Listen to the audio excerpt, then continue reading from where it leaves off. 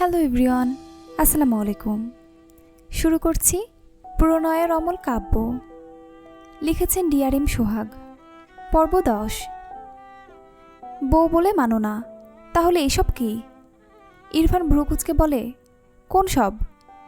তারেক নেওয়াজ ছেলের উপর চরম বিরক্ত। ফোঁস করে শ্বাস ফেলে ইরফানের দিকে তাকিয়ে প্রশ্ন করে, তুমি মায়রাকে মেনে নিয়েছ? ইরফান গম্ভীর গলায় বিরক্তিমাখা কণ্ঠে বলে, আমি কোনো বাচ্চাকে আমার আশেপাশে দেখতে চাই না। তারেক নেওয়াজ রেগে যায় ইরফানের কথায়। কয়েক পা এপাশ ওপাশ করে ইরফানের দিকে খানিকটা এগিয়ে এসে ধমকে বলে, তোমাকে আমি ভালো ভেবেছিলাম। তুমি এসব কি করছো? মেয়েটাকে ইউজ করে 2 দিন পর ডিভোর্স দিয়ে দিবে? ইরফান রেগে বলে, এখানে ডিভোর্সের কথা আসছে কোথা থেকে? তো আসবে না? তুমি তো মানছো না তাকে। রাতভর বাচ্চা মেয়েটাকে এভাবে ইউজ করতে একটুও বাদলো না তোমার? ইরফান অদ্ভুতভাবে তার বাবার দিকে চেয়ে আছে। কিসের ইউজ করার কথা বলছে? তাকে কি চরিত্রহীন ভাবছে কোনোভাবে? রেগে বলে, মাঝরাতে উঠে এসে ভুলভাল পদবি দিয়ে আমাকে রাগিও না বাবা, ঘুমাতে যাও। তারেক নেওয়াজ ছেলের কথায় বিস্ময় নিয়ে তাকালো। এই ছেলে তলে তলে সব করে, এমন ভান করছে যেন ভাজা মাছটা উল্টে খেতে জানে না। আমি ভুলভাল পদবি দিচ্ছি? সব তো নিজের চোখেই দেখলাম। ইরফান কপালে 2 আঙ্গুলের সাহায্যে কয়েকবার স্লাইড করে। এরপর চোখ তুলে বাবার দিকে তাকিয়ে ভ্রুকুচকে বলে, কি দেখলে? তারেক নেওয়াজ ছেলের কথায় থতমত খেয়ে তাকায়। রেগে বলে, যা দেখালে তাই দেখলাম। ইরফান নিজের দিকে একবার তাকায়। উদাম শরীর, পরনে ট্রাউজার। বিরক্ত হয়ে বাবার দিকে তাকিয়ে বলল, শার্টলেস প্রথমবার দেখছো এমন তো নয়। তারেক নেওয়াজ রেগে বলল, আমি মায়রার কথা বলছি। ইরফান হাত মুষ্টিবদ্ধ করে ফোঁস করে শ্বাস ফেলে। বাবার দিকে তাকিয়ে রেগে বলল, ওই স্টুপিটের নাম জপতে ইচ্ছা করলে প্লিজ নিজের ঘরে গিয়ে জপো। তারেক নেওয়াজ দ্বিগুণ রেগে বলল, তোমাকে আমার ছেলে ভাবতেই অবাক লাগছে। ভুলেও ডিভোর্সের কথা ভেবো না। মায়েরা যদি দিন দিন বড় না হয়ে আরও ছোট হয়ে যায়, তবুও ওর সাথেই তোমাকে থাকতে হবে, মাথায় রেখো। কথাটা বলে বিরক্ত হয়ে উল্টো ঘুরে চলে যায়। বিড়বিড় করে, অসভ্য ছেলে। ইরফান রেগে ঠাস করে তার ঘরের দরজা আটকে দেয়। রাগে শরীর রিরি করছে। কোমরে হাত দিয়ে বারবার এপাশ ওপাশ করে হাঁটতে লাগলো। ইচ্ছে করছে মেয়েটার দুগালে ঠাটিয়ে 2টো থাপ্পড় মারতে। ইরফানের এক ঘর পর জাহারা আর তার মা থাকে। ইরফানের ঘরে এত শব্দ। মায়রার চিৎকার শুনে জাহারা জাগা পেয়ে গিয়েছিল। জাহারার মা জাগা পায়নি, তিনি ঘুমের ওষুধ খেয়ে ঘুমান। কিন্তু জাহারা জাগা পেয়ে ঘরের দরজা খুললে মায়রাকে ইরফানের ঘর থেকে বেরোতে দেখে। বেশ কিছুক্ষণ দাঁড়িয়ে রয় সেখানে। ইরফানের বাবা চলে যায়। ইরফান দরজা লাগিয়ে দেয়। জাহারা দরজার আড়ালে চুপ করে থম মেরে দাঁড়িয়ে থাকে। কখন যে চোখ থেকে পানি গড়িয়ে পড়েছে মেয়েটা বুঝতেই পারল না। ধীরে ধীরে ঘরের ভিতর গিয়ে দরজা লাগিয়ে দেয়। এরপর দরজা ঘেঁষে সেখানে হাঁটু মুড়ে বসে পড়ে। হাঁটুতে মাথা ঠেকিয়ে ফুপিয়ে ওঠে। তার মনে পড়ে, সে যখন ক্লাস 10-এর টেস্টে ফেল করেছিল তখন তার মা ভাই অনেক বকেছিল। তার খালা তাকে এই বাড়িতে এনে পরীক্ষার আগ পর্যন্ত এখানে রেখে দিয়েছিল। তাকে নিয়ম করে ইরফান ভাই পড়াতো। কি সুন্দর পড়ায় ইরফান ভাই। জাহারা ইরফানের পড়ানোই মুগ্ধ হতো। ইরফান ভাই মাঝে মাঝে কাজের চাপে না পড়ালে জাহারার সেদিন ভালো যেত না। কি করে যাবে? জাহারা তো পুরো 1 ঘন্টার বেশি পড়ার পাশাপাশি ইরফান ভাইকে মুগ্ধ হয়ে দেখত। কাজ শেষে যখন ইরফান ভাই বলতো তার ঘরে যেতে পড়াবে বলে, তখন জাহারা নাচতে নাচতে হাজির হয়ে যেত। ইরফান ভাই প্রাইভেট পড়াতো না, খালার কথায় তাকে দেখিয়ে দিতে রাজি হয়েছিল। সেই যে জাহারার ছোট্ট দুনিয়ায় হঠাৎ ইরফান ভাই নামক এক বসন্ত এসে হাজির হলো। এরপর জাহারা এসএসসি দেয়। এইচএসসির পর দিনরাত এক করে অ্যাডমিশনের জন্য পড়েছে ইরফান ভাইয়ের ভার্সিটিতে চান্স নেওয়ার জন্য। গত বছর সেই ভার্সিটিতে চান্স পেয়েও যায়। কিন্তু হঠাৎই তার গড়ে তোলা সব অনুভূতিতে এক ছোট একটা মেয়ে এসে থাবা বসালো। ইরফান ভাইকে কেড়ে নিল তার থেকে। জাহারার কাঁদতে কাঁদতে হেঁচকে উঠে গিয়েছে। মেয়েটা সমানে ফোপায়। বসা থেকে উঠে দৌড়ে ওয়াশরুমে গিয়ে দরজা আটকে দেয়। তার বড্ড কষ্ট হয় ইরফান ভাইয়ের পাশে অন্য কাউকে দেখলে। 3 বছর আগে যাকে মন দিয়ে বসে আছে, আজ হঠাৎ সে বউ নিয়ে সংসার করছে। জাহারা কি করে মানবে? ওয়াশরুমে বসে অনেকক্ষণ কাঁদল। এরপর চোখে মুখে পানি দিয়ে বাইরে বেরিয়ে আসে। মায়ের পাশে চুপচাপ শুয়ে পড়ে। চোখে ঘুম নেই, তার দম বন্ধ লাগছে। সারা রাত এপাশ ওপাশ করে কাটিয়ে দেয়।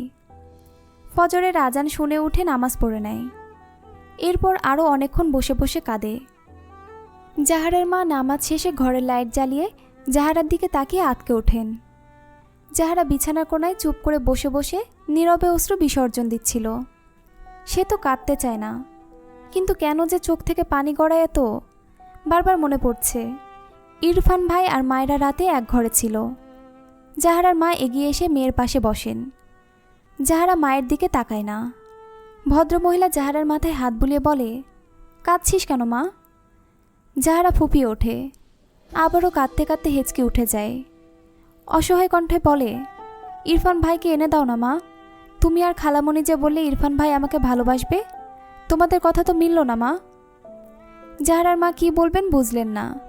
দীর্ঘশ্বাস ফেলে বলে, ইরফান তো বিয়েটা মেনে নেয়নি, একটু ধৈর্য ধর। জাহারা হঠাৎই রাগে কাঁদতে কাঁদতে চিৎকার করে বলে, ওরা একসাথে থাকতে শুরু করেছে, আমাকে আর কত ধৈর্য ধরতে বলো? আমি কিন্তু ইরফান ভাইয়ের পাশে কাউকে মানব না, ওই মেয়েকে ছাড়ব না আমি। জাহারার মা মেয়ের দিকে অবাক হয়ে তাকালেন। মেয়েটা ইরফানকে পছন্দ করত, কিন্তু এতটা পসেসিভ তিনি বোঝেননি। জাহারাকে কিছু বলল না, চুপ করে পাশ থেকে উঠে ঘর থেকে বেরিয়ে যায়। রুমা নেওয়াজের ঘরে গিয়ে দেখেন তারেক নেওয়াজ আছে। তিনি তার বোন রুমা নেওয়াজকে ডাকলে তিনি ভেতর থেকে আসছে বললে জাহারার মা আবারও তার ঘরে চলে আসে। ওদিকে রুমা নেওয়াজ বোনের ডাকে উপরে আসেন। আপা, তুমি যে আমার মেয়েটাকে তোমার ছেলের জন্য নিতে চেয়েছিলে, ভুলে গিয়েছ? রুমা নেওয়াজ দীর্ঘশ্বাস ফেলে বলেন, তোর দুলাভাই তো শুনল না আমার কথা, কি করব বল? বিয়ে যেহেতু হয়েই গিয়েছে, এখন তো কিছু করার নেই। বিয়ে না হলে আমি জাহারাকে আমার ঘরের ছেলের বউ করে নিয়ে আসতাম। জাহারার মা মেয়ের দিকে তাকায় একবার। মেয়েটা কেঁপে কেঁপে উঠছে। তিনি তার বোনের হাত দুটো আগলে বলেন, আপা, আমি জানি তুমি আমাকে সেভাবে কথা দাওনি, আমি বেশি আশা করেছিলাম, কিন্তু আমার মেয়েটার দিকে একবার দেখো। বোনের কথায় রুমা নেওয়াজ ভ্রু কুঁচকে জাহারার দিকে তাকায়। এগিয়ে এসে জাহারার পাশে বসে জাহারার মাথা টেনে তোলে। জাহারা খালাকে দেখে খালার বুকে পড়ে কাঁদতে লাগে। রুমা নেওয়াজ বোধহয় অনেক কিছুই বুঝল। তিনি জাহারার ব্যাপার জানতেন না। তার বোন ইরফানকে মেয়ের জামা হিসেবে চেয়েছিল। সে ইরফানের বাবার সাথে আলোচনা করতে চেয়েছিল এ নিয়ে, কিন্তু তার আগে ইরফানের বিয়ে হয়ে যায়। জাহারা খুব শান্তশিষ্ট একটা মেয়ে। ইরফান যেমন চুপচাপ স্বভাবের, জাহারা তেমনি শান্তশিষ্ট, খুব ভদ্র একটা মেয়ে।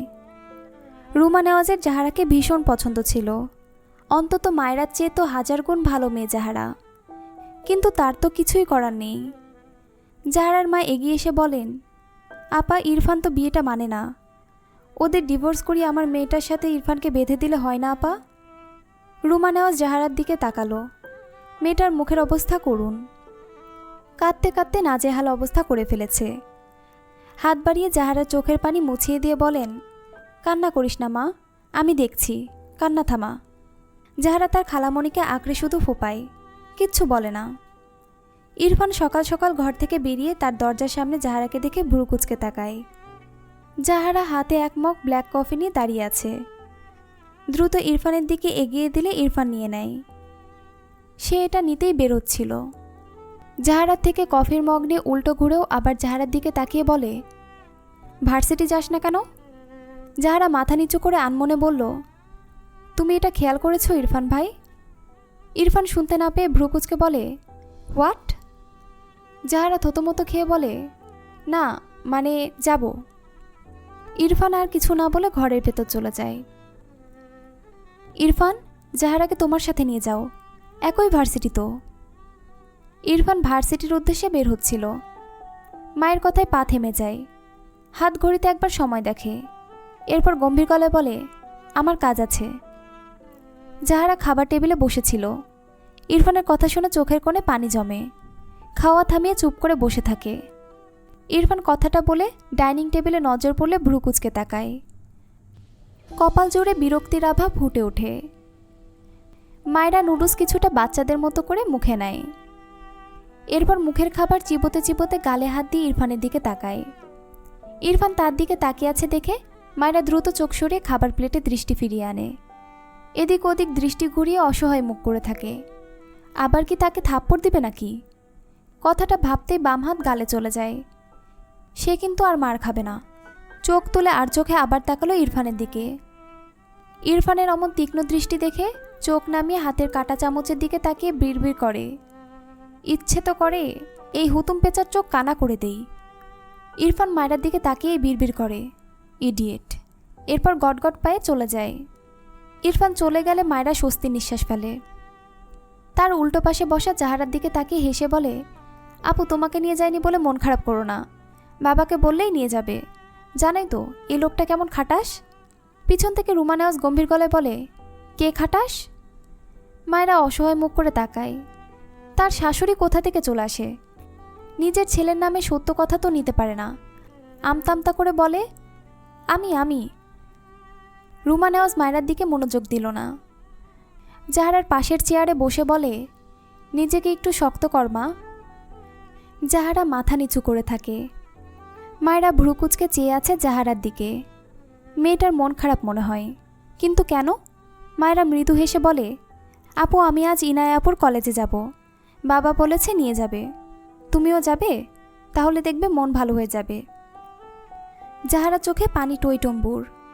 সেভাবেই চোখ তুলে শক্ত চোখে মায়েরার দিকে তাকায়। জাহারার দৃষ্টি দেখে মায়েরা চুপসে যায়। ঢোক গিলে বলে, তুমি কি আমার উপর কোনো কারণে রেগে আছো আপু? তাহলে সরি। জাহারা আধ খাওয়া খাবার রেখে উঠে দাঁড়ায়। কোনো দিকে না তাকিয়ে তার ঘরের দিকে যেতে থাকে। রুমা নেওয়াজ পিছু ডাকে, খাবারটুকু শেষ করে যেতে বলে। জাহারা ঘরের দিকে যেতে যেতে ভাঙা গলায় বলে, খালামণি জোর করো না প্লিজ, ভালো লাগছে না। রুমা নেওয়াজ দীর্ঘশ্বাস ফেললেন। মায়েরা কিছুই বুঝল না, বোকা চোখে শুধু দেখল। রুমা নেওয়াজ মায়েরার দিকে বেশ কিছুক্ষণ চেয়ে রইল। সব কিছু কেমন যেন খাপছাড়া লাগছে তার। ভাবনার মাঝেই জাহারা রেডি হয়ে ব্যাগ হাতে নিচে নেমে আসে। রুমা নেওয়াজ জাহারাকে দেখে এগিয়ে গিয়ে বলেন, জাহারা মা এভাবে চলে যাচ্ছিস কেন?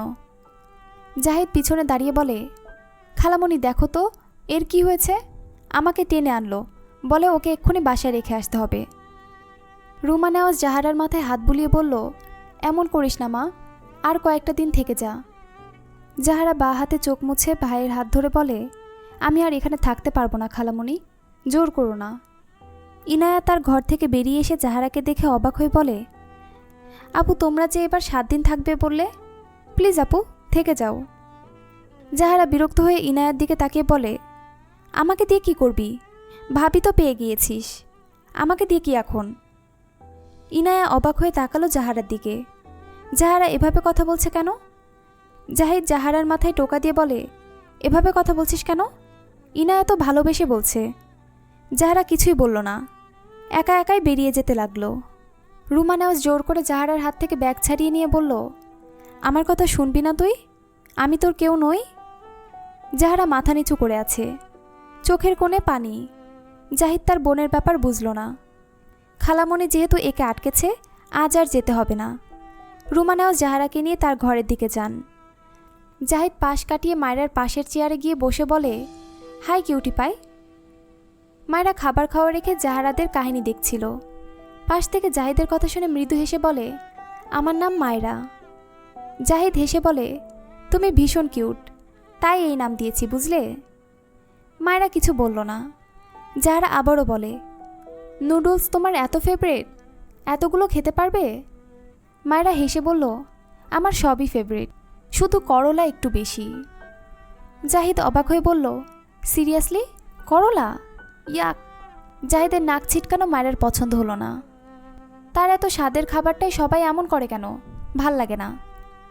দরজা থেকে ইরফানের গম্ভীর স্বরে শক্ত কণ্ঠ ভেসে আসে, জাহিদ। মায়েরা, জাহিদ, ইনায়া তিনজনই দরজার দিকে তাকায়। জাহিদ ঢোক গিলে, কাল সারাদিন কাপড় আয়রনের দোকানে কেটেছে, আজ আবার কি? মায়েরা বিরক্ত হয়ে তাকিয়ে আছে ইরফানের দিকে। এই লোক তো চলে গেল, আবার কোথা থেকে উদয় হলো? জাহিদ হেসে বলে, হ্যাঁ ইরফান ভাই বলো, এসো। জাহিদ কাঁদো কাঁদো মুখ করে বলে, কোথায়? ইরফান মায়েরার দিকে তীক্ষ্ণ চোখে তাকায়, মনে হচ্ছে আসবে আর টুপ করে মায়েরাকে গিলে খাবে। মায়েরা ভীত চোখে ইরফানের দিকে চেয়ে আছে। সে কি করেছে? এই লোক এভাবে তাকিয়ে আছে কেন? মাথা নিচু করে নিজের দিকে তাকালো। এক পা ভাঁজ করে চেয়ারের উপর উঠিয়ে আর এক পা ঝুলিয়ে বসেছে। ইরফানের দিকে তাকিয়ে পা নামিয়ে সুন্দর মতো ভদ্রভাবে বসল। ঠিকঠাক হয়ে বসার সময় জাহিদের গায়ের সাথে গা লাগে। মায়েরা জাহিদের দিকে তাকিয়ে অপ্রস্তুত হয়ে বলে, সরি ভাইয়া। জাহিদ মৃদু হেসে বলে, ইটস ওকে কিউটি পাই। মায়েরা ইরফানের দিকে তাকালে দেখল ইরফান ক্ষোভের দৃষ্টিতে তার দিকেই চেয়ে দ্রুত পায়ে এদিকে আসছে। মায়েরা ভয়ে দ্রুত চেয়ার থেকে উঠে দাঁড়ায়। তার মনে হচ্ছে ইরফান তাকে তুলে আছাড় মারতে এদিকে আসছে। গতি দেখে তো তাই মনে হচ্ছে। মায়েরা দৌড়ে জাহিদের পিছনে গিয়ে দাঁড়িয়ে বলে, আমাকে বাঁচাও কেউ। জাহিদ আর ইনায়া বুঝল না মায়েরার কাণ্ড। তার ভাই বা এভাবে আসছে কেন?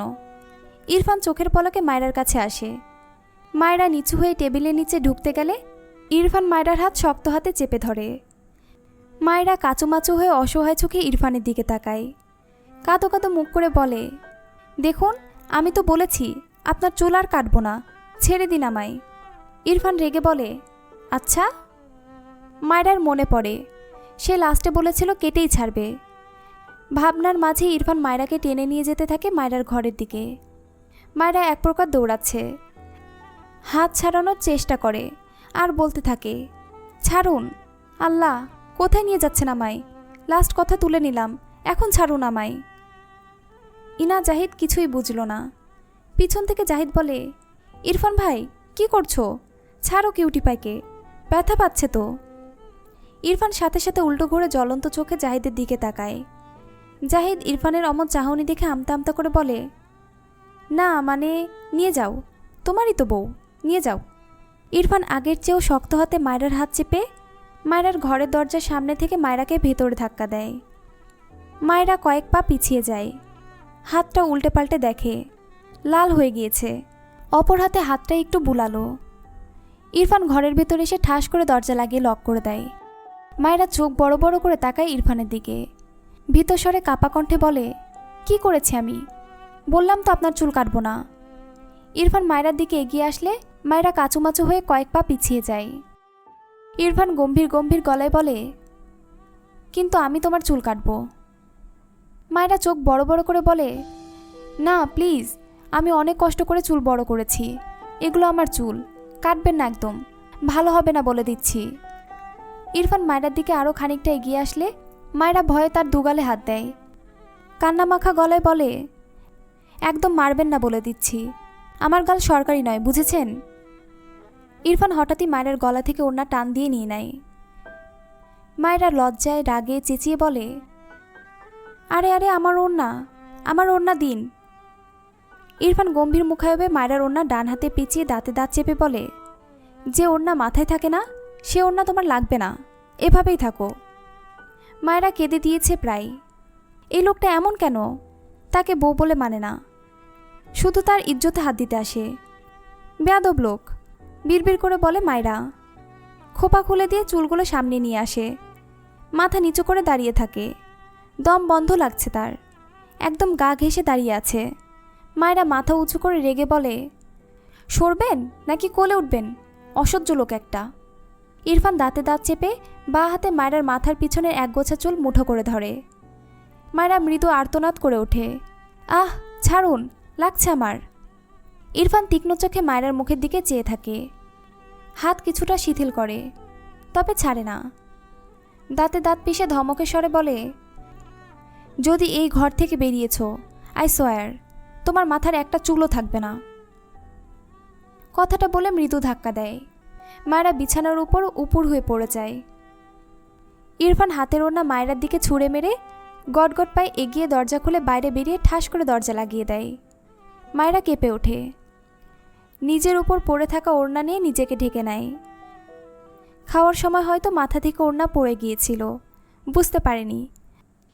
আর এই লোক তাকে মানবে না, আবার স্বামীগিরি দেখাতে আসে। ভাবনা রেখে ধীর পায়ে দরজা খুলতে গেল। ওই লোকের কথা শুনে সে ঘরবন্দি হয়ে বসে থাকবে? অসহ্যকর লোক একটা। কিন্তু দরজা তো খুলে না, বুঝলো লক হয়ে গিয়েছে। এবার ওপাশ থেকে চাবি দিয়ে খুলতে হবে। রাগে দরজায় একটা লাথি দিলে নিজেই ব্যথা পেয়ে পা ধরে বসে পড়ে। এত রাগ লাগছে, তার অর্ধেক নুডলস ওখানেই পড়ে আছে। পেটটাও ভরেনি, বিড়বিড় করে। এত খবিশ মানুষ জীবনে দেখিনি। চেয়েছিলাম চুল সাইজ করব, এখন মনে হচ্ছে একটা চুলও রাখবো না। আমাকে একটু শান্তি করে খেতেও দেয় না, খবিশ লোক একটা। আবার তাকে ঘরবন্দি করার পায়তারা করছে। এমনিতেই গ্রাম থেকে এসে এখানে বিরক্ত লাগে, এখন ঘর থেকেই বেরোতে দিবে না। শখ কত, সে বেরোবে, 100 বার বেরোবে। ইরফান ঘর থেকে বেরিয়ে জাহিদের কাছে দাঁড়িয়ে বলে, এসো। ইনায়া আর জাহিদ দুজনেই হাঁ করে চেয়েছিল মায়রার ঘরের দরজার দিকে। ইনায়া সবচেয়ে বেশি অবাক হলো, তার ভাই করছেটা কি? সব মাথার উপর দিয়ে যাচ্ছে। জাহিদ এসব অবাকতা রেখে চেয়ারে বসে বলে, খেয়ে নেই ফাস্ট। জাহিদ 2 মিনিটে কিছুটা নুডলস খেয়ে নেয়। সে পরিকল্পনা করছে, এই কাজ করে সে এই বাড়ি থেকে চলে যাবে। কী রে বাবা, বেড়াতে এসে শুধু কাজ করতে হচ্ছে, এর চেয়ে নিজের বাড়ি গিয়ে শুয়ে ঘুম পাড়ুক, সেটাই ভালো। এরপর পানি খেয়ে ঘরের দিকে যেতে নিলে ইরফান ভ্রুকুচকে বলে, কোথায় যাচ্ছ? জাহিদ ইনোসেন্ট ফেস বানিয়ে বলল, চেঞ্জ করে আসি। লাগবে না। জাহিদ নিজের দিকে তাকালো, ট্রাউজার পরে বাইরে যাবে? টি শার্টও কেমন যেন। অতঃপর জিজ্ঞেস করে, আজ কি কাজ করতে হবে? বাগান ক্লিন। জাহিদ চোখ বড় বড় করে বলে, কি লেবার হব আমি? ইরফান বিরক্ত হয়ে বলে, এসো, তোমাকে দেখিয়ে দিয়ে বের হব, আমার লেট হচ্ছে। ইনায়া তার ভাইয়ের দিকে চেয়ে আছে। হয়েছেটা কি ইরফানের? ইনায়া বুঝল না। গতকাল নাকি সব প্যান্ট শার্ট জাহিদ ভাই বেচারাকে দিয়ে আয়রন করিয়ে এনেছে, আজ সোজা লেবার। জাহিদের পা ছড়িয়ে কাঁদতে ইচ্ছা করছে। বড় ভাইয়ের মুখের ওপর নাও করা যায় না। জাহিদ একটু ভেবে বলল, আমার হাতে লেবার আছে ইরফান ভাই, কল করলে 2 মিনিটে চলে আসবে, তুমি নিশ্চিন্তে যাও। ইরফান জাহিদের হাত টেনে বাইরে যেতে যেতে বলল, তোমার হাতেই বাগান ক্লিন করাতে ইচ্ছে করছে। ওরা কাজে ফাঁকি দেয়, তুমি দিবে না। জাহিদ মনে মনে সিদ্ধান্ত নিল, এই বাগান ক্লিন করে সে আর এই বাড়িতেই ঢুকবে না। ওই দিক দিয়েই সোজা তার বাড়িতে চলে যাবে। এসব কি হচ্ছে তার সাথে? আমতা করে বলে, বলছি ইরফান ভাই, রহমত চাচা তো কাজে ফাঁকি দেয় না, তাকে দিয়ে করালে হয় না? ইরফান জাহিদের দিকে তাকিয়ে গম্ভীর গলায় বলে, তোমার হাতের ছোঁয়া আমার বাগানে থাকুক, আমি সেটাই চাইছি গো। জাহিদ এত অদ্ভুতভাবে তাকালো ইরফানের দিকে, সে দৃষ্টির মানে এ দুনিয়ার কেউ বোধহয় বুঝবে না। দৃষ্টি ঘুরিয়ে নিজের হাত উঠিয়ে একবার দেখল, তার হাতে কি কোনোভাবে হীরা অথবা সোনা লেগে আছে? ইরফান উল্টো ঘুরে তার গাড়ির দিকে যেতে যেতে আবারও গম্ভীর গলায় বলে, ভুলেও কাজে ফাঁকি দিয়ে বাড়ির ভেতরে যাওয়ার ট্রাই করো না, সব খবর থাকে আমার কাছে। আমার কথার এদিক ওদিক হলে পানিশমেন্ট পাবে, নিজের বাড়িতে গিয়ে লুকিয়ে থাকলেও। জাহিদ সিদ্ধান্ত নিয়ে নিয়েছে, সে এই কাজ করে এভাবে ফকির কামলা যাই লাগুক, সেই বেশেই সোজা তার বাড়ি চলে যাবে। আর এখানে নয়, ইরফান ভাইয়ের কিছু হয়েছে, যার শিকার সে হচ্ছে। আগে তো কখনো এমন করেনি। যাই হোক, জাহিদ বিড়বিড় করল, কাজ শেষে আর 1 মুহূর্ত এখানে নয়। আমার বাড়ি আমারে সেথায় যাইতে কয়, যেখানে কাজবিহীন শুধু আরাম বিরাম রয়। কাজের বিরহে কবিতা বলার বৃথা চেষ্টা করলো ছেলেটা। ইনায়া হাতে একটা ছোট্ট চিরকুট নিয়ে থম মেরে বসে আছে, বারবার ঢোক গিলছে। সে জানে এটা কে দিয়েছে। এই লোক হঠাৎ কোথা থেকে উদয় হলো? চিন্তায় তার মাথা ফেটে যাচ্ছে। কলেজ থেকে ফেরার সময় তার সমান বা তার চেয়ে কিছুটা বড় এক মেয়ে তার হাতে একটা বক্স ধরিয়ে দেয়। ইনায়া তার রুমে এসে বক্স খুলে ভেতরে অনেকগুলো বিভিন্ন রকমের চকলেট পায়, সাথে একটা চিরকুট যেখানে লেখা, you are my little queen, I am back. শুরু করছি পর্ব 11। মায়েরা ইনায়ার ঘরে এসে ইনায়াকে থম মেরে বসে থাকতে দেখে এগিয়ে যায়। ইনায়ার সামনে অনেকগুলো চকলেট দেখে মায়েরা ভ্রুকুচকে তাকায়। আপু, এগুলো তোমাকে কে দিয়েছে? ইনায়া হাতের চিরকুট মায়েরার দিকে এগিয়ে দিলে মায়েরা দেখে বলে, আয় হায় আপু, এটা তো তোমার প্রেমিক পুরুষ মনে হচ্ছে। ইনায়া বিরক্ত হয়ে বলে, কচু। মায়েরা অবাক হয়ে বলে, কি বলছো? আচ্ছা, তোমার প্রেমিকের নাম কি?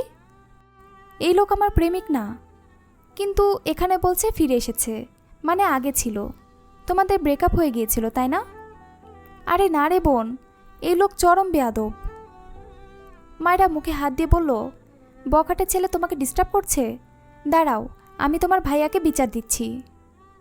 ইনায়া মায়েরার দিকে তাকিয়ে বলল, তুমি যাবে ভাইয়ার কাছে?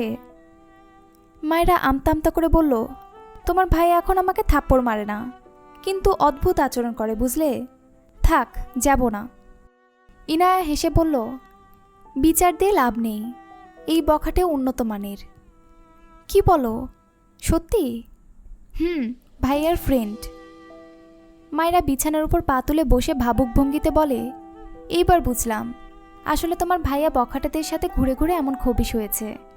দাঁড়াও, আমি বাবাকে বিচার দিচ্ছি। ইনায়া একটা চকলেট ছিঁড়ে খেতে খেতে বলল, পাগলি মেয়ে, সে আমার উঠবি। মায়েরা অবাক হয়ে বলল, আমার মনে হচ্ছে তুমি সেই বখাটে ছেলে উঠবিকে ভিতরে ভিতরে পছন্দ করো, উপরে উপরে ভাব নিচ্ছ। মায়েরার কথা ইনায়া থতমতো খেয়ে তাকায়। কি ধরিবাজ মেয়ে মায়েরা। মায়েরা হেসে বলে, তোমরা আমাকে বাচ্চা ভাবলেও আমি কিন্তু অনেক বুঝি, বুঝলে? আসলে লোকটা বখাটে, নাকি শুধু তোমার পার্সোনাল খাতায় সে বখাটে? ইনায়া অবাক হয়ে তাকায় মায়েরার দিকে। চকলেটে একটা কামড় বসিয়ে বলে, তুমি যা ভাবছ তাই, কিন্তু ওই লোকটা ভাইয়ার মতো। গম্ভীর ভাইয়াকে মানা যায়, কিন্তু বরকে না। মায়েরা হেসে বলল, ওদের মন ভালো হয়। ইনায়া ভ্রুকুচকে বলল, তুমি কিভাবে জানলে? তোমার ভাইয়ার মন ভালো না? ভাইয়া তো খারাপ না, শুধু তোমার সাথে কেন এমন করে বুঝি না। মায়েরা মাথা নিচু করে মলিন মুখে বলে, আসলে আমি ওনার দিক থেকে ভেবেছি আপু, বিয়ে জিনিসটা জোর করে হয় না, ওনার পছন্দের মানুষ থাকতে পারে। সেখানে তার বাবা জোর করে বিয়ে দিয়ে দিয়েছে আমার সাথে। আসলে কাউকে মন থেকে মেনে নিতে না পারলে কখনো বিয়ে করা উচিত না, আর এভাবে জোর করে কোনো বাবা মায়ের বিয়ে দেওয়াও উচিত না। তোমার বাবা কাজটা ঠিক করেনি। মায়ের কথা শুনে ইনায়া অবাক হয়ে তাকায় মায়েরার দিকে। মায়েরা দীর্ঘশ্বাস ফেলে আবারও বলে, আমায় তো জোর করে তার ঘাড়ে চাপিয়ে দেওয়া হয়েছে। বলতে গেলে তার সেই রাগ থেকে ধূপধাপ দু একটা থাপ্পড় খাওয়াই যায় আপু। ইনায়ার চোখ ভিজে গিয়েছে মায়েরার কথা শুনে। মৃদুস্বরে বলে, তুমি নিজ ইচ্ছায় বিয়ে করেছিলে ভাইয়াকে? মায়েরা হাঁটুতে মাথা ঠেকিয়ে বলে, আপু, আসলে আমার বাড়িতে জায়গা নেই আমার জন্য, কিন্তু তোমার ভাইয়ার চুল বড় তো, তাই আমার কাজিনরা বলেছিল আমার বর বুড়ো, কিন্তু এখানে এসে দেখলাম বুড়ো নয়। আমি ভেবেছিলাম 50 থেকে 60 বছরের কারোর সাথে আমার বিয়ে হয়েছে। সে জায়গায় ভিলেন সুন্দর বর পেয়ে অবাক হয়েছি, সাথে ভালোও লেগেছে। ইনায়া নিজের গালে হাত দিয়ে মন খারাপ করে বলে, আসলে ভাইয়ার রাগ বেশি। তুমি কিছু মনে করো না মায়েরা, ভাইয়া এমনিতে খুবই ভালো, শুধু তোমার ক্ষেত্রে কেমন যেন বুঝতে পারছি না। মায়েরা মন খারাপ করে বলে, আমি তো বললামই আপু, ওনার জায়গা থেকে উনি অনেকটা ঠিকই আছেন। বাবা আর তুমি আমায় কত ভালোবাসো, এই বাসায় এসে তোমাদের ভালোবাসা পেয়ে আমি অনেক ভালো আছি, বুঝলে? ইনায়া চুপ করে রইল। মায়েরা নিজেকে স্বাভাবিক করে মৃদু হেসে বলে, আপু, চকলেটগুলো কি খেতে পারি? ইনায়া রেগে বলে, তুমি পারমিশন কেন নাও মায়েরা? বড় বোন বলো, অথচ পর্দের মতো আচরণ করো। মায়েরা ফটাফট চকলেটের প্যাকেট ছিঁড়ে হেসে বলে, এত বেশি ভাবলে তোমার ভাগে একটাও পৌঁছাবে না। ইনায়া হেসে বলে, না থাকলে তোমার কান টানবো, তুমি বড় বোনের কান মলা খাবে। মায়েরা হাসতে লাগলো। ইনায়াও হাসলো মায়েরার দিকে তাকিয়ে। মায়েরা মেয়েটাকে 90% সময় বাচ্চা লাগলেও মাঝে মাঝে অনেক বেশি বড় লাগে ইনায়ার কাছে। মায়েরা ফিজিক্স বই নিয়ে বসে আছে, তার মাথা কেমন যেন ভারী লাগছে। আর 20 দিন পর পরীক্ষা, কিন্তু পড়া তো সব গুলে খেয়েছে। অন্য সাবজেক্টগুলোর অবস্থা এত করুণ নয় যতটা ফিজিক্সের অবস্থা। বই নিয়ে ইনায়ার ঘরে গেল। ইনায়া ফোন স্ক্রল করছিল। মায়েরাকে বই হাতে দেখে জিজ্ঞেস করে, কি হয়েছে মায়েরা? মায়েরা মন মরা হয়ে ইনায়ের পাশে বসে বই এগিয়ে দিয়ে বলে, আপু, আমাকে কয়েকটা অধ্যায় বুঝিয়ে দিবা? আমি পড়েছিলাম, এখন কেমন যেন গুলিয়ে যাচ্ছে। ইনায়া মায়েরার বই নিয়ে উল্টে পাল্টে দেখল, এরপর মাথা তুলে বলে, আমি বোঝাতে পারবো, কিন্তু তুমি হয়তো কিছুই বুঝবে না। একটু ভেবে বলল, ভাইয়া পারবে, যাহারা আপুকে তো ভাইয়াই পড়িয়েছিল। মায়েরা ভ্রুকুচকে বলল, উনি তো ভার্সিটির ইংলিশ টিচার। হ্যাঁ, কিন্তু তোমাকে ফিজিক্স বোঝাতে পারবে, নো প্রবলেম, এসো। মায়েরা দ্রুত বলে, না না আপু, দরকার নেই, তোমার ভাইয়ের থাপ্পড় খাওয়ার চেয়ে ফেল করা ভালো। ইনায়া অসহায় মুখ করে বলল, মায়েরা, ভাইয়া কিছুই বলবে না। উল্টে তুমি একটা অধ্যায় বুঝতে চাইলে ভাইয়া একটার জায়গায় দুটো অধ্যায় খুব সুন্দর করে বুঝিয়ে দিবে। মায়েরা বিছানা থেকে নেমে বলে, তুমি তোমার ভাইয়াকে চিনতেই পারোনি আপু। ধরো আমি ওনার সামনে পড়তে বসেছি, এখন উনি কিভাবে শুরু করবেন আমি দেখাচ্ছি তোমায়, ওয়েট। এরপর দুহাত কোমরে রেখে ইনায়ের সামনে গিয়ে দাঁড়ালো।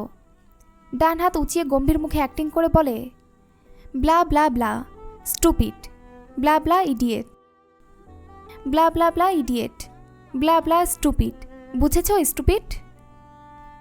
ইনায়া চোখ বড় করে মায়েরার দিকে তাকিয়ে আছে। মায়েরা হঠাৎই হাত এগিয়ে থাপ্পড় মারার ভঙ্গি করে বলে, থাপ্পড় দিয়ে সব দাঁত ফেলে দিব, স্টুপিড। ইনায়া তবদা খেয়ে মায়েরার দিকে চেয়ে আছে। মায়েরা তার অ্যাক্টিং শেষ করে লম্বা শ্বাস ফেলে। এরপর মুখে হাত দিয়ে হাওয়া খাওয়ার ভঙ্গি করে বলে, তুমি কিছু বুঝেছ আপু? বোঝনি তো? বুঝবে কি করে? উনি স্টুপিড আর ইডিয়েট ছাড়া কথা বলতে পারে না, বুঝলে? এত এত স্টুপিড আর ইডিয়েটের মাঝে পড়ার লাইনই খুঁজে পাবো না। বুঝবো কি করে বলো? আসলে তোমার ভাই একটা গন্ডার, অনুভূতি নেই। জানো, সেদিন আমার গায়ে যত শক্তি ছিল সব শক্তিতে কামড় দিলাম, তার কোনো রিয়াকশনই নেই। আরে মানুষকে মশা কামড় দিলেও তো একটু আউ করে, ওই লোকটা তাও নয়। কি একটা অবস্থা। ইনায়া চোখ বড় বড় করে থেমে থেমে বলে, ভাইয়া। মায়েরা বাম হাতে কোমরে রেখে ডান হাতে কপালে একটা আলতো থাপ্পড় দিয়ে বলে, হ্যাঁ আপু, তোমার ভাইয়ার কথাই তো বললাম। ইনায়া ঢোক গিলে বলে, তোমার পিছনে ভাইয়া। ইনায়ার কথা শুনে মায়েরার মুখ শুকিয়ে যায়। মুহূর্তেই মুখটা অসহায় হয়ে যায়। ধীরে ধীরে ঘাড় বাঁকিয়ে তাকালে দেখল তার থেকে দুহাত দূরত্বে ইরফান দাঁড়িয়ে আছে।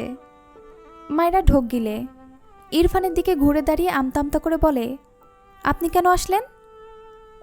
ইরফান তীক্ষ্ণ চোখে চেয়ে মায়েরার পানে গম্ভীর গলে বলল, তোমাকে থাপড়াতে। সাথে সাথে মায়েরা দুহাত দু গালে চলে যায়। কাঁদো কাঁদো মুখ করে বলে, না, আমি ওসব আপনাকে বলিনি, আপনার যমজ ভাইকে বলেছি, বিশ্বাস করুন। ইরফান বিরক্ত হলো। ইনায়ার দিকে তাকিয়ে বলে, ফাইজের কল রিসিভ করবি। ইনায়া মাথা নিচু করে থাকলো, কিছু বলল না। ইরফান ধমকে বলে, কথা কানে গিয়েছে? ইনায়া মাথা নিচু করেই মুখ বাঁকায়, উপর থেকে মাথা নাড়িয়ে সম্মতি জানায়। ইরফান মায়েরার দিকে তাকিয়ে বলে, আমার ঘরে এসো। মায়েরা কাঁদো কাঁদো মুখ করে বলে, কেন? ইরফান রেগে বলে, থাপ্পড় দিব তাই, ইডিয়েট। কথাগুলো বলে গটগট পায়ে ইনায়ার ঘর থেকে বেরিয়ে যায়। ইনায়া মায়েরার দিকে বয়ে গিয়ে দিয়ে বলে, ভাইয়ার ঘরে যাও, বুঝিয়ে দিবে। মায়েরা মাথা দুদিকে নাড়িয়ে বলে, না আপু, শুনলে না, তোমার ভাইয়া আমাকে মারবে বলে যেতে বলেছে। ইনায়া বই নিয়ে বিছানা থেকে নেমে বলে, আরে বোকা, তোমাকে বুঝিয়ে দিবে এজন্য যেতে বলেছে, মারলে এখনই মারত। মায়েরা ভাবলো তাও ঠিক। অতঃপর ইনায়ার হাত ধরে বলল, তুমি আমার পাশে বসে থাকবে, আচ্ছা? ইরফানের ঘরের দরজার সামনে দাঁড়িয়ে আছে মায়েরা। ইনায়াকে দরজা খুলতেও দিচ্ছে না, নিজেও খুলছে না। মায়েরা তখনকার তার বলা কথাগুলো শুরু থেকে ভাবছে। সে শিওর আজ থাপ্পড় পড়বে তার গালে। ইনায়া হাই তুলছে বারবার। রাত বাজে 11টা। এদিকে মায়েরা স্ট্যাচু হয়ে দাঁড়িয়ে আছে। ইনায়া ঘুমে পড়ে যাবে মনে হচ্ছে। মায়েরার পাশে বসার সুযোগ তার হবে না, এখন তাকে ঘুমাতে হবে। উপায় না পেয়ে ইরফানের ঘরের দরজা বাঁ হাতে ধাক্কা দিয়ে ডান হাতে মায়েরাকে ঘরের ভিতরে ধাক্কা দেয়। মায়েরা বুঝতেই পারেনি ইনায়া এমন করবে। মিটিমিটি আলোয় ঘেরা ঘরে মায়েরা হুমড়ি খেয়ে পড়েছে, কিন্তু মেঝেতে নয়, ইরফানের উপর। মায়ের পা ছড়িয়ে কাঁদতে ইচ্ছে করছে। ইনায়াও এখন তাকে আর সঙ্গ দেয় না, বাঘের মুখে ধাক্কা মেরে চলে যায়। ইরফান গম্ভীর গলায় শক্ত কণ্ঠে বলে, সারা রাত এভাবেই থাকার ইচ্ছে নিয়ে এসেছ, স্টুপিড। মায়েরা দ্রুত ইরফানের থেকে সরে দাঁড়ায়। ইরফানের পরনে শার্ট নেই। মায়েরা এদিক ওদিক তাকিয়ে বলে, আপনার জামা কাপড় নেই? ইরফান কফির মগে চুমুক দেয়, কিছু বলে না।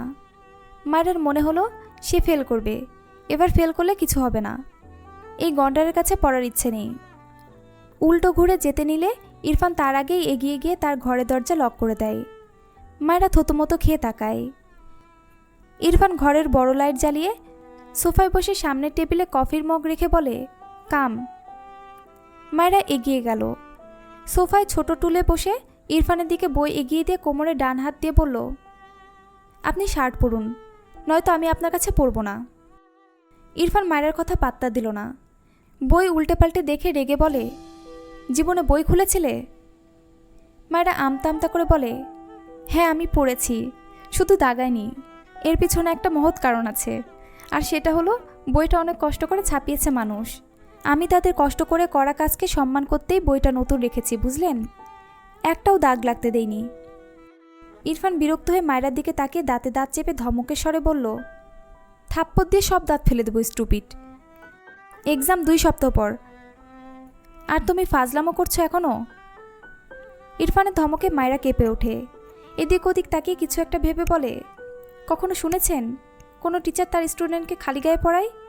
আপনিও তো পড়ানোর নাম করে খালি গায়ে বসে আমার দাঁত ফেলে দিতে চেয়ে ফাজলামো করছেন। ইরফান রাগে হাতের বই ছুঁড়ে মারল। মায়েরা ভয় পেয়ে বসা থেকে দাঁড়িয়ে যায়। ইরফান চোখ বুজে কয়েকবার শ্বাস নিল। বা হাতে ঘাট ডলে খানিক চুপ করে রইল। এরপর চোখ খুলে শক্ত কণ্ঠে বলে, সিট। মায়েরা ঢোক গিলে আবারও আগের জায়গায় বসে। মুখে হাত দিয়ে আছে, কথা বলা যাবে না। সে মুখ খুললে যে ব্রেক থাকে না। ইরফান একটা জেল পেন নাই, সাথে একটা খাতা মেলে মায়েরাকে ইম্পর্টেন্ট চ্যাপ্টারের মৌলিক ব্যাপারগুলো থেকে বোঝাতে শুরু করলো। মায়েরা ভীষণ মনোযোগী হয়ে শুনছে। বোঝার ফাঁকে ফাঁকে ইরফানের দিকে তাকায়। ইরফান ভীষণ সিরিয়াসভাবে বোঝাচ্ছে। মায়েরা আড়ালে একটু হাসে। ইরফানের দিকে তাকিয়ে বিড়বিড় করে, বুড়ো জামাই থেকে ভিলেন জামাই, মূর্খ থেকে চরম লেভেলের ব্রিলিয়ান্ট জামাই বের হয়ে আসলো। আয় হায়, আমার তো কপাল খুলে গেল রে। সে সময় ইরফান মায়েরার দিকে ভ্রুকুচকে তাকায়। মায়েরাকে একা একা বিড়বিড় করতে দেখে রেগে বোম হয়ে যায়। এই ইডিয়েটকে সে বোঝাচ্ছে, আর এ একা একা কথা বলছে। ধমকে বলে ওঠে, হোয়াট হ্যাপেন্ড? মায়েরা থুতোমতো খেয়ে বুকে থুতু দিয়ে বলে, কিছু না কিছু না। ইরফান আড়াআড়িভাবে দুহাত গুজে গম্ভীর গলায় বলে, বোঝাও। মায়েরা অসহায় মুখ করে খাতার দিকে তাকায়। একটুর জন্য মনোযোগ দেয়নি, তাতেই লোকটা ধরে নিল। বাকি 2 ঘন্টা যে মনোযোগ দিল। ইরফান রেগে বলে, কিছু বলেছি আমি। মায়েরা খাতার দিকে তাকায়। বর্তনীর অধ্যায় এটা। সিরিজ সার্কিট আর প্যারালাল সার্কিটের আঁকাবাঁকা চিত্র। মায়েরা তো এসব ভুলে গিয়েছিল বলেই এসেছিল, কিন্তু এই জায়গায় এসেই মনোযোগটা বিচ্ছিন্ন হয়ে গেল। মাথা তুলে ইরফানের দিকে তাকায়। ইরফান তীক্ষ্ণ চোখে মায়েরার দিকেই চেয়ে। মায়েরা জিভ দিয়ে ঠোঁট ভিজিয়ে বলে উঠল, বিসমিল্লাহ। ইরফান ভ্রু কুচকে বলে, হোয়াট? মায়েরা মেকি হেসে বলে, প্রিপারেশন নিলাম। শুনুন, আমি আপনাকে বোঝাচ্ছি। প্যারালাল মানে হলো গম্ভীর, রাগী, বদমেজাজি, লালিত চোখজোড়ের এক টিচার তার স্টুডেন্টকে প্রতিনিয়ত বলতে থাকবে, স্টুপিড, ইডিয়েট, থাপ্পড় দিয়ে দাঁত ফেলে দেব। এভাবেই সেই লাল টিচার স্টুডেন্টকে প্যারা দিতে থাকবে। এটাই হলো প্যারালাল। কথাটা বলে ইরফানের দিকে তাকালে দেখল সত্যি সত্যি ইরফানের চোখ লাল হয়ে গিয়েছে। মায়েরা ঢোক গিলল। আমতামতো করে বলে, উদাহরণস্বরূপ আপনি লালিত চোখের অধিকারী টিচার, আর আমি সেই অসহায় প্যারাময়ী স্টুডেন্ট। ইরফান ডান হাত মুষ্টিবদ্ধ করে রেখেছে, চোখ মুখ অস্বাভাবিক শক্ত।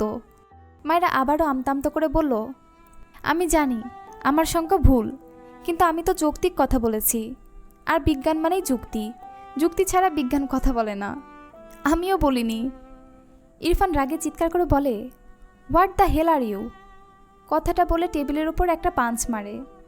মায়েরা কেঁপে ওঠে, দ্রুত বসা থেকে দাঁড়িয়ে যায়। ইরফান রাগে মাথার চুল টেনে ধরল। আর নিতে পারছে না এই বাচালকে। মায়েরা বুঝেছে তার মুখের ব্রেক ভেঙে অনেক কিছু বলে ফেলেছে। আর এখানে থাকা যাবে না। পা টিপে টিপে দরজার কাছে যায়, কিন্তু দরজা খুলতে পারছে না। ইরফান বসা থেকে দাঁড়িয়ে মায়েরার পিছনে গিয়ে দাঁড়ায়।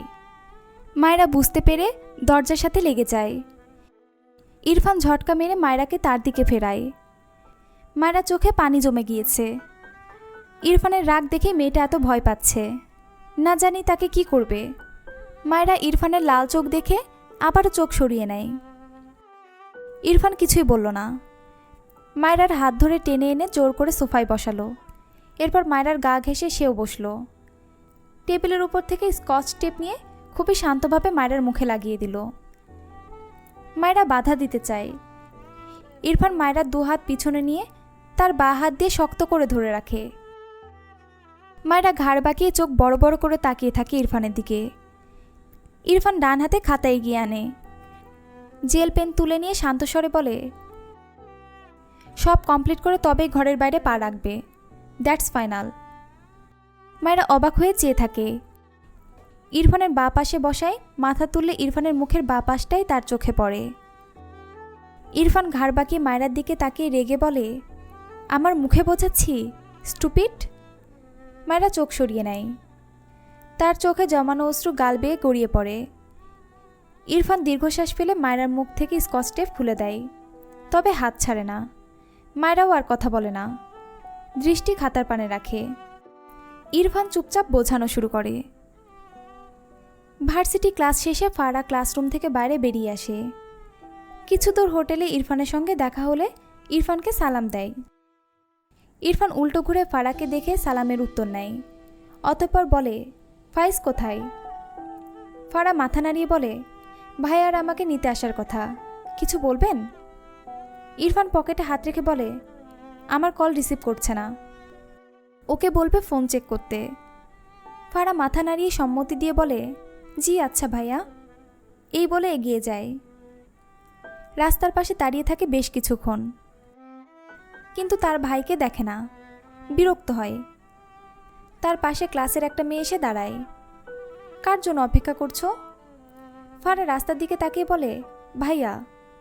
কথাটা বলতে কয়েক হাত দূরত্ব থেকে শুদ্ধ ডাকে, এই যে মেয়ে, এসো। ফারা বিরক্ত হয়ে শুদ্ধর দিকে তাকিয়ে চোখ সরিয়ে নেয় সাথে সাথে। তার পাশের মেয়েটা অবাক হয়ে বলে, এটা তো আমাদের স্যার, তোমাকে ডাকছে কেন? আমার ভাই হয় তাই। এরপর ফারা হাত নেড়ে বলে, আসছি বাই। ততক্ষণে শুদ্ধ ফারাদের অনেকটা কাছে এসে দাঁড়িয়েছে। ফারা এর পাশের মেয়েটা শুদ্ধকে সালাম দিয়ে পাশ কাটিয়ে চলে যায়। শুদ্ধ ভ্রু কুঁচকে বলে, লেট করছো কেন? ফারা মাথা নিচু করেই বলল, কেন ডাকছেন? শুদ্ধ ফারার দিকে আরেকটু এগিয়ে এসে বলে, চোখের দিকে তাকিয়ে কথা বলতে হয়, এটা ভদ্রতা। ফারা মাথা নিচু করেই বলে, মানুষকে অকারণে ব্লেম না দেওয়াটাই ভদ্রতা। শুদ্ধ ঠোঁট বাঁকিয়ে একটু হাসল। গতকাল ইরফানের উপর বিরক্ত হয়ে এই মেয়েকে একটু তেড়া কথা বলেছে, অমনি আর তাকাচ্ছে না। গলা ঝেড়ে গম্ভীর গলায় বলল, শোনো, আমি তোমার টিচার, তাই আমার ভুল না ধরে নিজের ভুল শুধরাও। এবার ফারা মাথা তুলে রেগে তাকায় শুদ্ধর দিকে। শুদ্ধ ফারার দিকেই চেয়ে আছে। ফারা রেগে বলে, সেটা ভার্সিটির গণ্ডিতে, এখানে নয়, আপনি জানতো, আমায় বিরক্ত করছেন কেন? শুদ্ধ রাগান্বিত স্বরে বলে, থাপ্পড় খাবে মেয়ে, উঁচু গলা আমার পছন্দ নয়। ফারা মাথা নিচু করে নেয়। শুদ্ধ মৃদু স্বরে বলে, গাড়িতে গিয়ে বসো, ভাই আসবে। আসবে না, নিষেধ করে দিয়েছি, তুমি আমার সাথে যাবে। ফারা ভীষণ রেগে যায়। আবারও মাথা তুলে দাঁতে দাঁত চেপে বলে, আমি আপনার সাথে যাব না। শুদ্ধ প্যান্টের পকেটে হাত গুজে আরও খানিকটা এগিয়ে আসে ফারার দিকে। ভাবলেশীনভাবে বলে, তোমাকে আমার সাথেই যেতে হবে। ফারা আবারও রেগে বলে, আমি জীবনও আপনার সাথে যাব না। শুদ্ধর মেজাজ বিগড়ে যায়। ফারার হাত ধরে শক্ত করে। ফারা অবাক হয়ে বলে, আরে আমার হাত ছাড়ুন। শুদ্ধ শুনল না, পায়ের গতি বাড়িয়ে গাড়ির দিকে এগিয়ে যায়। ড্রাইভিং সিটের পাশের দরজা খুলে বলে, উঠে বসো। ফারা শক্ত হয়ে দাঁড়িয়ে থাকে। শুদ্ধ রেগে শক্ত কণ্ঠে বলে, ফারা আমার ধৈর্যের পরীক্ষা নিও না, থাপ্পড় খেতে না চাইলে চুপচাপ বসো। ফারার চোখ টলমল করে ওঠে, শব্দ করে গাড়িতে উঠে বসে। শুদ্ধ দীর্ঘশ্বাস ফেলে ড্রাইভিং সিটে গিয়ে বসে, আর চোখে একবার ফারার দিকে তাকায়। এরপর গাড়ি স্টার্ট দেয়। কিছু দূর গিয়ে হঠাৎই শুদ্ধ আবেগী স্বরে বলে ওঠে, মেয়ে, যার ভেতর পড়ে সেই বোঝে, যে পোড়ায় সে বোকা সাজে। ফারা চোখ বুজে আছে। শুদ্ধ গাড়ির স্পিড বাড়ায়, ঠোঁটের কোণে মৃদু হাসির রেখা। লং ড্রাইভে যেতে চাইছো? শুদ্ধর কথা শুনে ফারা চোখ মেলে তাকায়। শুদ্ধ স্টিয়ারিংয়ে ডান হাত রেখে ফারার দিকে তাকিয়ে বলে, আমার বউয়ের হকে আবারও ভাগ বসাতে চাইছ? কি সাহস, কি সাহস! ফারার ইচ্ছে করলো এই লোকের সবগুলো চুল ছিঁড়ে ফেলতে। গাড়ি থামানো। ফারা বাম দিকে তাকালে দেখল তাদের বাড়ি পৌঁছে গিয়েছে। শুদ্ধর দিকে তাকালোই না আর। দ্রুত গাড়ি থেকে নেমে দাঁড়ালো। শুদ্ধ কিছু বলল না। ফারা তার বাড়ির দিকে এগিয়ে যায়। শুদ্ধ সিটে মাথা এলিয়ে চোখ বুজে শব্দ করে গেয়ে ওঠে, পাখি আমার নিঠুর বড়, মনও বোঝে না। আমার ভাঙা খাঁচা পড়ে আছে, সে তো আসে না। পোড়া মনে ভালোবাসা বাসা বাঁধে না। ফারার চোখ থেকে পানি গড়িয়ে পড়ে। বাহাতে সে পানি মুছে নেয়। পায়ের গতি বাড়ায়। একসময় দৌড়ে চলে যায় বাসার ভিতর। পিছন থেকে মৃদু সুরে কণ্ঠ ভেসে আসে, পোড়া মনে ভালোবাসা বাসা বাঁধে না।